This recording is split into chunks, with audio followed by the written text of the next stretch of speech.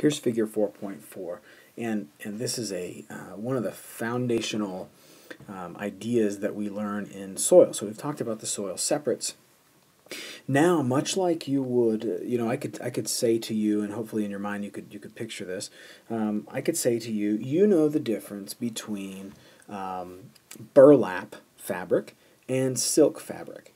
You know the difference between cotton fabric and wool fabric, and that's actually what we use when we use the word texture, right? Texture and textiles is the word that we use when we're describing some of those things. The same thing applies to soil. So we can say it has a particular kind of texture that relates to how it feels in some ways, and relates to the content of the soil separates in other ways. So this is our textural triangle, and I just want to note some things on this. First of all, that we have separated out the three different soil separates. So on this side we have percent silt. Okay, this side is percent sand.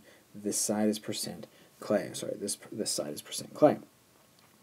Pay very close attention to which way the arrows are going. So in this instance, we have, so let's say we take a sample from the field and we analyze it, and it comes back that it's got 70% silt, it's got 15% sand, and 15% clay.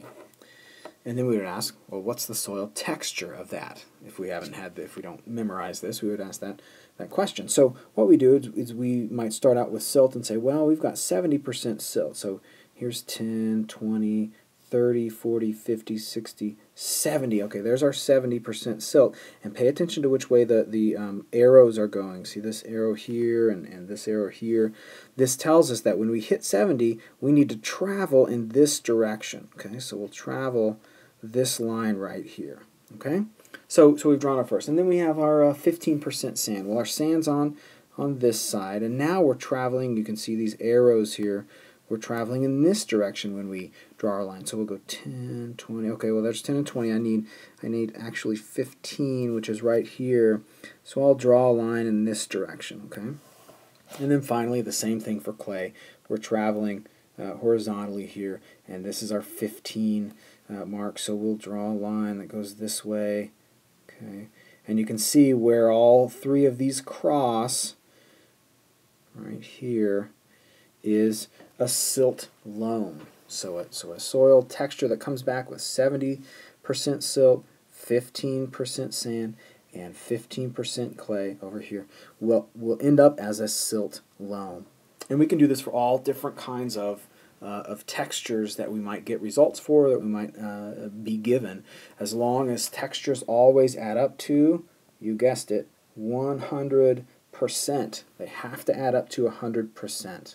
Okay, so if you have 60% of something and 30% of another thing, the only other logical choice is that your last percentage is 10%, which adds to 100%. Okay.